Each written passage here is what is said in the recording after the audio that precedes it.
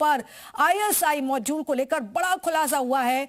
मेरठ का आकिब का मॉड्यूल का सरगना दुबई में बैठकर आकिब इसे ऑपरेट कर रहा था। आकिब ने ही साकिब का संपर्क कराया था, पाकिस्तानी हैंडलर से संपर्क करवाया था। तो सोशल मीडिया से हैंडलर से संपर्क करवाया गया था। एटीएस ने 4 संदिग्ध आतंकी पकड़े हैं। पाकिस्तान के बड़े हैंडलर्स के संपर्क में आकिब, और आकिब को भारत में तैयार करने थे कई मॉड्यूल। तो ये बड़ा खुलासा इस पूरे मामले में हुआ है और अब मॉड्यूल के संपर्क में रहे लोगों की तलाश की जा रही है। सोशल मीडिया पर आकिब ऑपरेट करता है। बचने के लिए इसने दुबई को ठिकाना बनाया था। संदिग्ध 4 आतंकियों ने रैकी की थी। कई रक्षा प्रतिष्ठान कैंट इलाके की रैकी के वीडियो बनाकर पाकिस्तानी हैंडलर को भेजे थे। बड़े नेता भी मॉड्यूल के निशाने पर थे। नेताओं की गतिविधि, सुरक्षा जानकारी जुटाई गई है। हैंडलर्स रैकी की लोकेशन साकिब को भेजते थे। साथियों के साथ साकिब अब यहाँ पर रैकी करता था। वीडियो के बदले हैंडलर के खाते में ये रकम भेजी जाती थी। तो यहाँ पर अब अन्य लोगों की भी तलाश की जा रही है जो इस पूरी साजिश में शामिल थे, लेकिन इस बड़े मॉड्यूल का पर्दाफाश हुआ है। एटीएस ने 4 संदिग्ध आतंकी पकड़े हैं।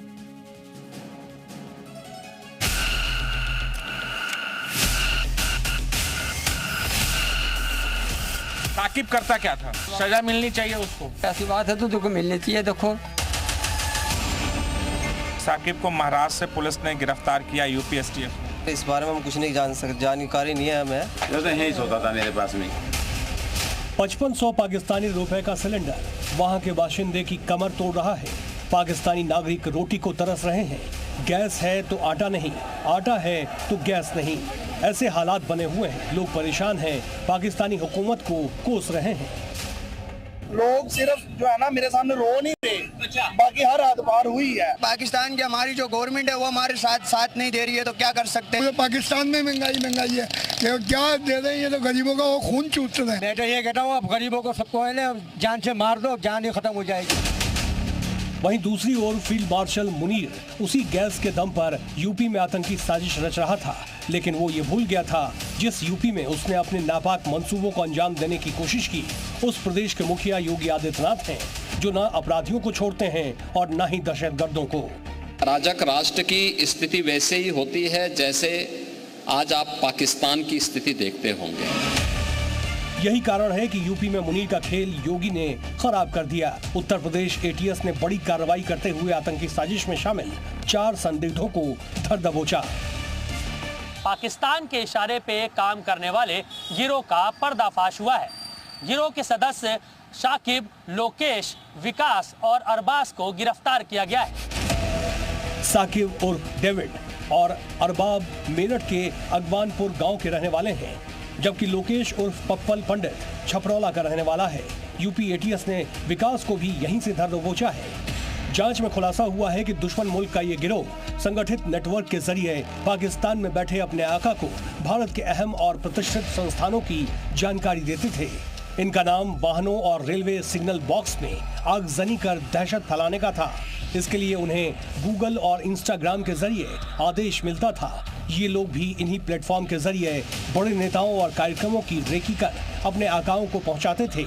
इस काम के लिए QR कोड के जरिए इन्हें पाकिस्तान से फंडिंग होती थी।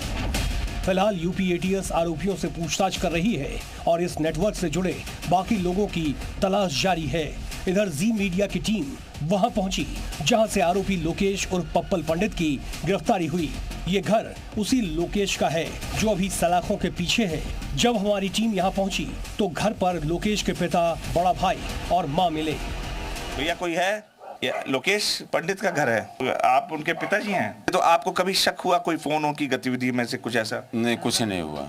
कोई चुपचाप अकेले कुछ काम कर? नहीं, कुछ नहीं, हमारे यहाँ कुछ नहीं हुआ। उसका फोन भी ले लिया पुलिस ने? फोन उसका रख लिया उन्होंने सब। लोकेश उर्फ पप्पल पंडित बेलदारी का काम करता था। अपने पिता के साथ छोटे से कमरे में सोता था। यही वो कमरा है जहां रहकर लोकेश साजिश रच रहा था। मुनीर के इशारे पर भारत में आतंकी साजिश का प्लान बना रहा था। और कहाँ रहता था, किस कमरे में रहता था वो? तो यही होता था मेरे पास में। जब लोकेश के पड़ोसियों से उसकी जानकारी जुटानी चाहिए तो खुद सुनिए उन्होंने क्या बताया। सीधा था, अच्छा, बेला फुसला के आ सकता है किसी, मतलब कैसा लड़का था वो, कुछ लगता था? ऐसे हिसाब का नहीं था। करते पढ़ते तो सभी जाने, यहाँ गली में घूमता फिरता रहे, वैसा कुछ नहीं पता उसका। वो बेलदारी का काम करता था, ऐसे घूमता रहता था, बना सीधा साधा था। तो आप भी बीच में बाल लंबे कर लिए और चोटी करता था पीछे। इधर मेरठ में अरबाब और साकिब के घर जब जी मीडिया की टीम पहुंची तो पता चला अरबाब गांव में ही वेल्डिंग का काम करता था और साकिब सलून चलाता था। दोनों की आपस में बातचीत होती थी जो अरबाब के घर वालों को बिल्कुल पसंद नहीं थी। अरबाब को गिरफ्तार की है, क्या आरोप लगे थे? मुझे इतना पता है, मेरे बच्चे को 5,000 तगड़ा करके हमारा बच्चा है। साकिब से दोस्ती थी? साकिब यहाँ नाई की दुकान करता था, उस टाइम इनकी उठ बैठती, उससे बाद में वो बाहर चला गया, उससे बाद में कोई नहीं बैठता, इनका फोन वोन पर चलता हो तो बात लगे। साकिब कैसा लड़का? साकिब बढ़िया नहीं है जी, पूरे गांव की नजर में। अरबाब के पिता का कहना है कि अगर उनका बेटा देश विरोधी गतिविधियों में शामिल पाया जाता है तो उसे गोली मार दो। इन चारों आरोपियों का क्या करना है इसका फैसला तो कोर्ट ही लेगा, लेकिन इतना जरूर है यूपी एटीएस ने इन चारों को गिरफ्तार कर मुनीर का आतंकी खेल खराब कर दिया। दिल्ली से अनुराग मिश्रा और मेरठ से राजू राज के साथ ब्यूरो रिपोर्ट, जी मीडिया।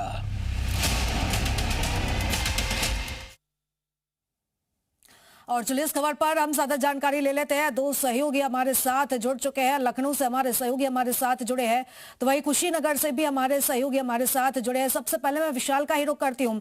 विशाल, देखिए लंबे समय से यहाँ पर इस पूरे मॉड्यूल को तैयार किया जा रहा था, एक बड़ी साजिश थी, और न सिर्फ ये शख्स जिसे गिरफ्तार किया गया बल्कि इसके जरिए और भी लोगों से संपर्क किया जा रहा था, और भी लोगों को इससे जोड़ने की पूरी तैयारी थी, लेकिन समय रहते इस पूरे मॉड्यूल का पर्दाफाश हुआ है। लेकिन बड़ी बात यह है कि अभी भी इसमें कई खुलासे होने बाकी हैं। और देखिए इस पूरे मामले में अगर आप यूपी एटीएस की कार्रवाई देखिए तो वाकई में यूपी एटीएस ने एक बड़ा जो है जो जिस तरह से आतंकी साजिश रच रहे थे इसको एक्सपोज किया है और गिरफ्तार किया गया है। अब चूंकि एटीएस को रिमांड भी मिल गई है तो ये पूछताछ का सिलसिला भी शुरू हो जाएगा। 5 दिन की रिमांड जो है वो मिल गई है, लेकिन जो मंसूबे थे वो बेहद खतरनाक थे। अगर आप देखेंगे तो जिस तरह से आकिब, शाकिब, इन सब के जो नाम सामने आए हैं, दुबई से बैठकर ऑपरेट कर रहा था, पाकिस्तानी हैंडलर्स के संपर्क करा रहा था, यहाँ की गूगल लोकेशन भेज रहा था, रक्षा से जुड़ी हुई जो तमाम जो जगहें हैं रक्षा मंत्रालय से वहाँ की वीडियोस भेज रहे थे। इसके साथ साथ इनके अकाउंट में पैसे आते थे और बाकायदा पूरी चेन बना रहे थे, नेताओं को टारगेट कर रहे थे। इसके साथ साथ ट्रेन पलटाने की साजिश हो रही थी। तो ये तमाम ऐसी चीज़ें हैं जो ये साफ कर रही हैं कि कहीं ना कहीं से पूरी तरह से एक बड़ी साजिश जो है वो रचने की तैयारी की जा रही थी। इसके साथ साथ कुछ छोटी छोटी जो है हिंसा की घटनाएँ, आगजनी घटनाएँ करने की भी तैयारी थी ताकि सांप्रदायिक हिंसा हो, इस तरह की भी तैयारी थी। तो ये कहना बिल्कुल गलत नहीं होगा कि जो आतंकी मॉड्यूल्स हैं उन्होंने अपने काम करने का फॉर्मेट बदला है और अब जो है वो यहाँ के ही लोगों को इसमें इन्वॉल्व करते हैं, पैसे का लालच देते हैं, हनी ट्रैप का लालच देते हैं। और अब जब ये खुलासा हुआ है कि बाकायदा जो आकिब, शारिब जो है ये एक दूसरे से कांटेक्ट में थे, बाकायदा पाकिस्तानी हैंडलर्स थे, इनको कमांड आता था। कमांड होने के बाद ये जो है बाकायदा रक्षा मंत्रालय की जो तमाम चाहे वो एरिया हो, चाहे तमाम जो ऐसी सूचनाएं हो, इन सबको जो है गूगल के जरिए भेजते थे और इसके साथ साथ इनके पैसे अकाउंट में आते थे और ये लोग एक बड़ी चेन बना रहे थे। छोटी छोटी रैकी भी करते थे, तमाम रेलवे स्टेशन पर जाते थे, ट्रेन कैसे पलटानी है इसको लेकर प्लानिंग कर रहे थे, नेताओं को टारगेट कर रहे थे। तो ऐसे में अब कौन कौन ये नेता थे, इनको भी जो है की भी जो है तैयारी की क्यों आखिरकार इनको लिस्ट में रखा जा रहा था। तो इसी वजह से ये कह सकते हैं कि एक बड़ी घटना हुई है और अब फिलहाल यूपी एटीएस इन सब तमाम जो पहलू हैं इन पर जांच भी करेगी और इनसे जो है पूछताछ और करेगी। जी बिल्कुल। और जिस तरीके से हम इस पूरे मामले को देख रहे थे और यहाँ पर यह बात भी सामने आई है कि यहाँ पर और भी अन्य लड़कों को टारगेट किया जा रहा था। विशाल, खासतौर पर अगर हम बात करें हिंदू लड़के, तो इनको भी इस पूरे मॉड्यूल में शामिल करने की एक साजिश थी। देखिए बिल्कुल, अगर आप देखेंगे तो जो हिंदू लड़के हैं उनको टारगेट करके उनका कोड नाम रखा जाता था। देखिए जो ये एक पूरी बात निकल के सामने आई है वो ये है कि हो सकता है कि इनको टारगेट करके जो एक सांप्रदायिक हिंसा वाली जो बात बार बार आ रही है कि आगजनी और हिंसा करना, तो उसमें हो सकता है कि इनका रोल जो है अदा किया जाता। इसके साथ साथ इनको बरगलाया गया था, कैसे बरगलाया गया था, कैसे इनको रेडिकलाइज किया गया था, इसके बारे में भी जो है यूपी एटीएस पूछताछ करेगी। लेकिन जो सबसे बड़ी बात है वो यही है कि लगातार जिस तरह से आतंकी जो संगठन है वो जिस तरह से रेडिकलाइज कर रहे हैं, कम एज के लड़के तो हैं ही टारगेट पर, इसके साथ साथ अब एक वर्ग विशेष को लेकर रेडिकलाइज नहीं किया जा रहा है। अब पैसे का लालच देकर या हनी ट्रैप के जरिए हर एक वर्ग पर टारगेट कर रही है आतंकी संगठन, और इसी वजह से ये लगातार चीज़ें जो है निकल के सामने आ रही हैं, गिरफ्तारियां हो रही हैं, तो खुलासे हो रहे हैं और अब नेताओं को टारगेट किया जा रहा है। इसके साथ साथ जो रेलवे स्टेशन है जिसमें बड़ी हानि हो सकती है, अगर रेल ट्रैक पर जाकर जो है कोई घटना करते हैं तो जाहिर सी बात है कि उससे एक बहुत बड़ा जो है झटका हो सकता है। पहले ये होता था कि जो धमाके होते थे, बम धमाके, वो करने की प्लानिंग होती थी। वहाँ पाकिस्तान से तमाम अलग अलग जगह से जो है आतंकी संगठन के मेंबर्स आते थे, वो इस तरह के अंजाम देते थे और फरार हो जाते थे या कुछ गिरफ्तार हो जाते थे। लेकिन अब यहीं के लोगों को इसमें इन्वॉल्व किया जाता है, उनको पैसे का लालच दिया जाता है, तो ये अपने आप पे कह सकते हैं कि देश की सुरक्षा के लिए भी एक बड़ा सवाल है। जी बिल्कुल। और विशाल बने रहिएगा आप हमारे साथ। हमारे सहयोगी प्रमोद भी कुशीनगर से हमारे साथ जुड़े हुए हैं। देखिए प्रमोद, जिस तरीके से जानकारी हमारे सहयोगी विशाल दे रहे थे कि ये पूरा जो गिरोह था ये संचालित किया जा रहा था, और इसमें सबसे बड़ी बात यह है कि हिंदू लड़कों को भी टारगेट किया जा रहा था। विकास को शामिल किया गया, लोकेश को शामिल किया गया, उनका ब्रेन वॉश किया गया, उनकी मजबूरी का किसी तरह से फायदा उठाया गया और उन्हें पूरे साजिश में फंसाया गया।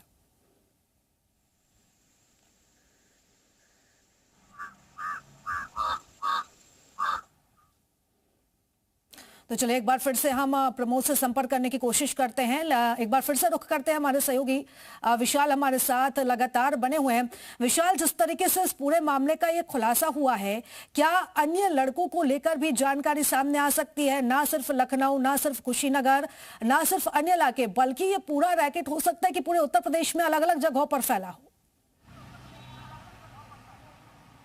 देखिए बिल्कुल, अगर आप देखेंगे तो इस पूरे मामले को लेकर अब चूंकि जो जानकारियां सामने आ रही हैं उसमें ये बहुत क्लियर हो गया है कि इनके आतंकी मॉड्यूल्स के लोग और भी हैं।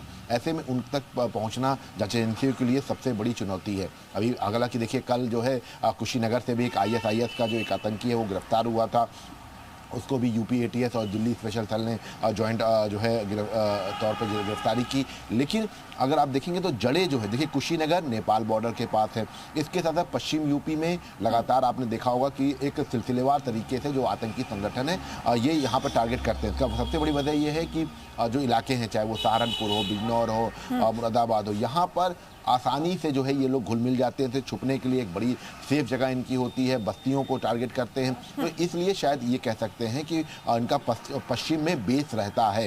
इसमें कभी भी जांच एजेंसियां इनकार नहीं करती हैं। और अब आप देखिए कुशीनगर से भी गिरफ्तारी हुई, तो नेपाल के जरिए देखिए नेपाल में ISIS का हो या अलकायदा या लश्कर का अगर बात करें तो ISIS का तो पूरा बेस सेंटर जो है वो रहा है पूर्व में।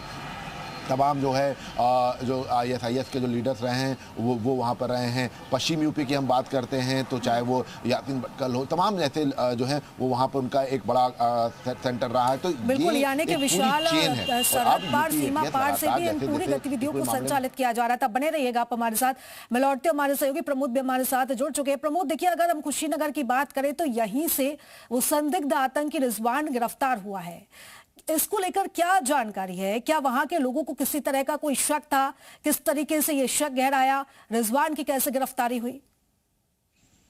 जी बिल्कुल, देखिए कुशीनगर के पडरौना छावनी से रिजवान अहमद को बीते दिन लगभग 5:30 बजे के करीब में इसको दिल्ली की स्पेशल टीम और यूपी एटीएस ने संयुक्त टीम ने गिरफ्तार किया है। अगर इसकी बात की जाए रिजवान अहमद की, तो 2015 में कस्या नगर से ही एक किराए के मकान से भी इसको गिरफ्तार किया गया था और यह गिरफ्तारी आतंकी गतिविधियों में इसकी संलिप्तता थी, जिसके बाद से दिल्ली की ही स्पेशल टीम ने इसको गिरफ्तार किया था। जिसमें पूछताछ में सामने आया था 2015 में कि मुंबई से गिरफ्तार एक आतंकी मुत्तबर शेख नाम का एक व्यक्ति आतंकी गिरफ्तार हुआ था, जिससे इसके संपर्क थे। और हरिद्वार के अर्ध महाकुंभ में 2015 में जो होना था, वहां पे आतंकी जो विस्फोट में इसके लिए कहा गया था और इससे वादा भी किया गया था कि इसे ISI के जो बगदादी थे, जो उसके सरगना थे, उनसे मिलवाया जाएगा, कुवैत ले जाया जाएगा, उसके बाद से सीरिया ले जाकर बगदादी से मुलाकात करवाया जाएगा। लेकिन 2017 से लेकर 2023 तक ये जेल में बंद था, जिसके बाद से जब 2023 में जेल से छूटा है तो उसके बाद से पडरौना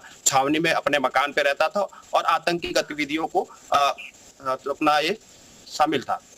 फिलहाल यूपी एटीएस ने इसके घर से कई संदिग्ध वस्तुएं भी बरामद की है। फिलहाल इस मामले को लेकर दिल्ली की स्पेशल टीम और यूपी एटीएस इसकी जांच कर रही है। बिल्कुल, और अब जांच जैसे जैसे आगे बढ़ेगी कई खुलासे होंगे। फिलहाल प्रमोद, बहुत धन्यवाद जानकारी साझा करने के लिए। विशाल, आपका भी बहुत धन्यवाद तमाम जानकारी हमारे साथ साझा करने के लिए। बढ़ते आगे।